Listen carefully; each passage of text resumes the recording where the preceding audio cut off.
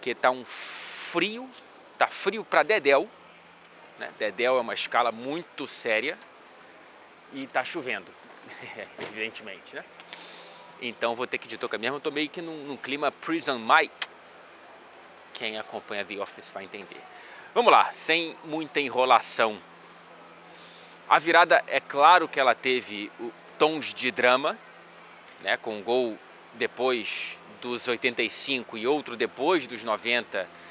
É uma virada que convoca o discurso de um Real Madrid sobrenatural, de um Real Madrid que sofre e consegue trazer quase que no intangível uma força e coloca as 15 Champions dentro de campo para conseguir essas viradas.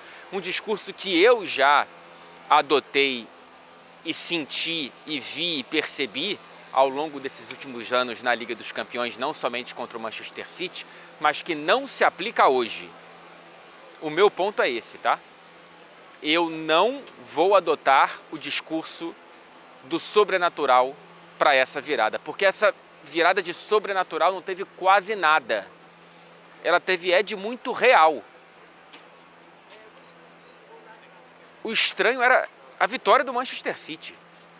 O normal seria, inclusive, o Real Madrid conseguir essa vitória, talvez até por uma vantagem maior do que apenas um gol de diferença, muito antes, gente. O Real Madrid finalizou 20 vezes em direção ao gol. O maior número de um visitante no Etihad Stadium desde a chegada do Pep Guardiola. 20 vezes.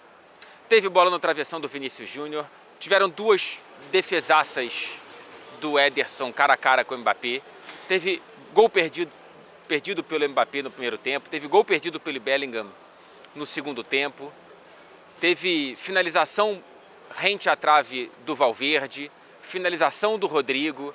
Cara, foi um festival de oportunidades criadas e desperdiçadas pelo Real Madrid ou defendidas pelo Manchester City. O Ederson fazia uma grande partida até permitir um rebote desnecessário ou evitável ali pro gol de empate do 2-2 do Brahim Dias. Mas o volume criado pelo Real Madrid foi um volume perfeitamente condizente com um time vencedor.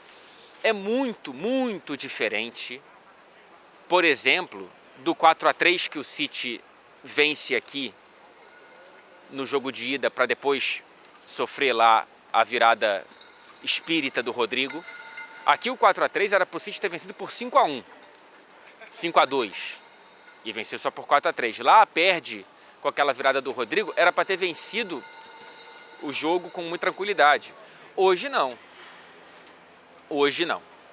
Na temporada passada o 3-3 no Bernabéu também foi mentiroso pro lado do City. O Real Madrid jogou melhor, era para ter vencido aquele jogo e hoje acho que obedece a essa lógica de forma até mais espaçada. O Real Madrid, desse retrospecto recente, dessa repetição de encontros, acho que foi o jogo com maior distância pro Real Madrid. Por isso que, por mais que essa virada tenha cheiro e cara e focinho de um Real Madrid sobrenatural, não foi. O sobrenatural era o City conseguir abrir 2-1 com o Haaland depois fazendo o segundo gol já na reta final da partida, depois dos 35 do segundo tempo. O City teve seus méritos na partida, o City teve boas atuações, o City teve um certo controle de certos momentos da partida que até me surpreendeu. O City teve o Stones jogando muito bem como primeiro volante. Acho a escalação do Guardiola bastante justa. O Akanji na direita conseguindo fazer um bom jogo. A dupla de zaga com o Stones e Rúben Dias. John Stones. Ake e Rúben Dias de maneira bastante ok. Na esquerda o Vardiol fez um partidaço. Vou ter que dar um passo para frente aqui porque está vindo o cortador de grama. Um passinho para trás. E aí o John Stones como primeiro volante, do lado o Bernardo Silva, o Kevin De Bruyne, que fez uma partida muito ruim, o Kevin De Bruyne, ali como capitão e camisa 10, no ataque de um lado o Grealish, para trazer controle e um time menos incisivo, do lado direito o Savinho, para ter essa ponta afiada com o Haaland no meio. Eu acho a escalação bastante ok. O Savinho foi muito bem sem bola. O primeiro tempo do City é melhor do que o segundo, mas ainda assim o começo do primeiro tempo já indicava um Real Madrid com uma certa facilidade para explorar a vulnerabilidade defensiva do Manchester City. E é curioso que tenha tanta vulnerabilidade num momento em que o City tem vários retornos do departamento médico. Eu sei que o City foi perdendo alguns desses retornos durante a partida. A lesão do Grealish é de uma infelicidade porque era uma chance de ouro para ele. E ele tinha participado muito bem do primeiro gol da partida, o gol do Haaland, que é uma grande jogada ali com o Vardiol dando de peito para o Haaland e o Haaland conseguindo fazer, enfim, o primeiro gol dele contra o Real Madrid, acaba fazendo 2, nunca tinha feito em 4 jogos com a camisa do Manchester City.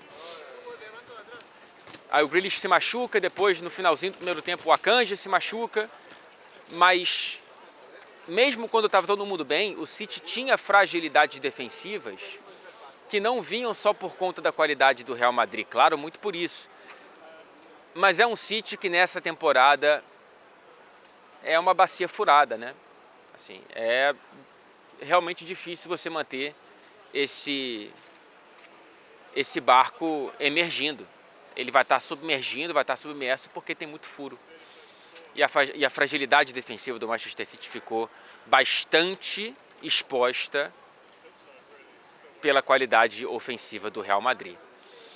Eu já falava antes do jogo e acho que isso se comprovou na prática. Muita gente falava a mesma coisa porque era uma análise praticamente óbvia. Os dois times defendem mal.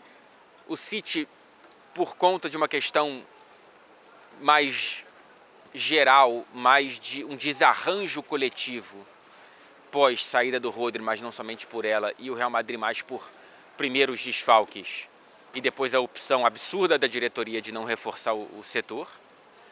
Mas o City ataca mal e o Real Madrid ataca bem.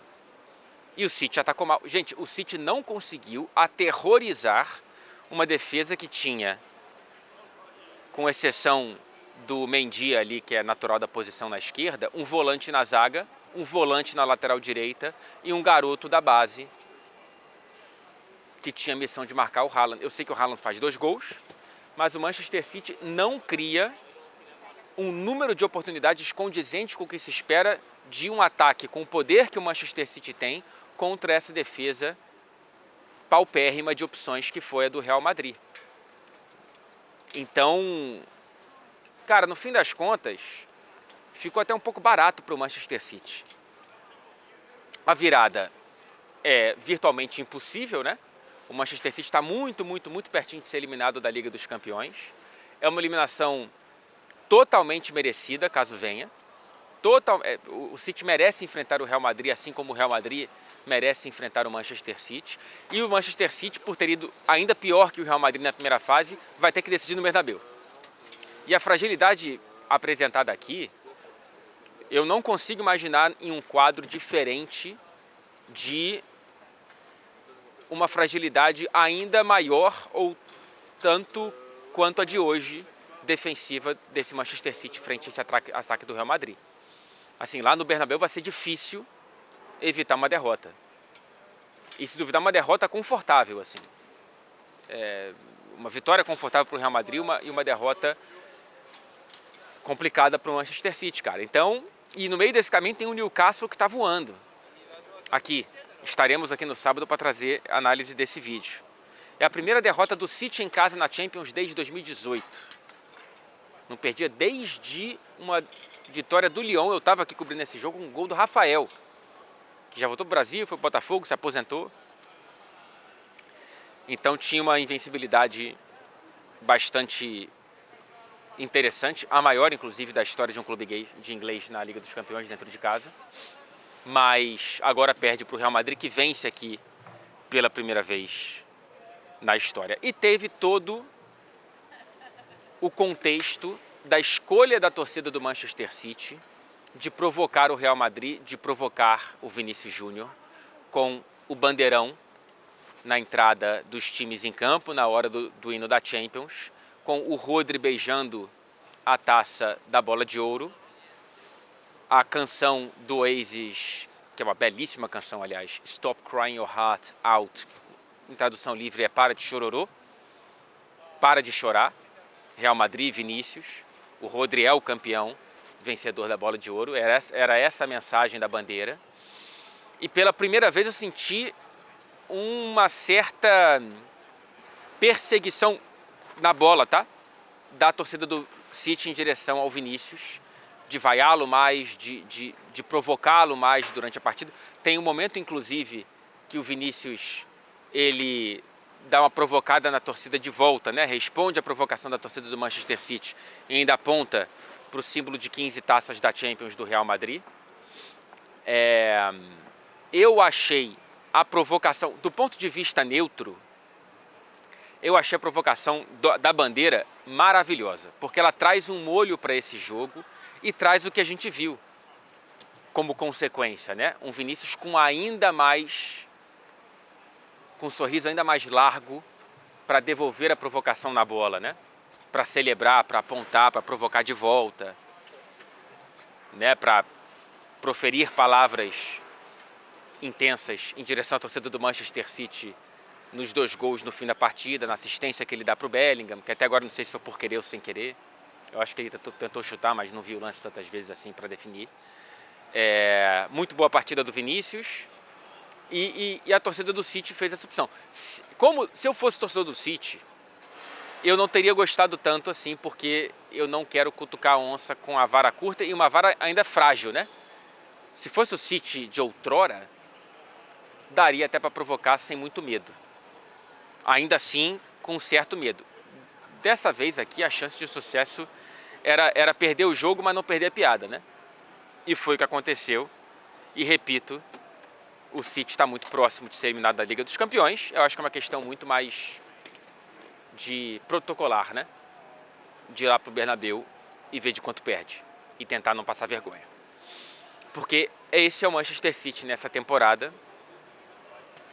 É tentar recuperar, entender quem da vitoriosa geração já precisa sair do clube e integrar os que estão chegando, ver o que acontece no julgamento das mais de 100 acusações da Premier League e se preparar para a próxima temporada, quem sabe com uma vaga na próxima Champions, ver se consegue uma estabilidade suficiente para terminar no G5 ou no G4. O City não vai ajudar a Premier League a ter 5 vagas, porque está muito próximo de ser eliminado de maneira muito, muito prematura na Liga dos Campeões, por culpa própria. Não foi sobrenatural, foi real.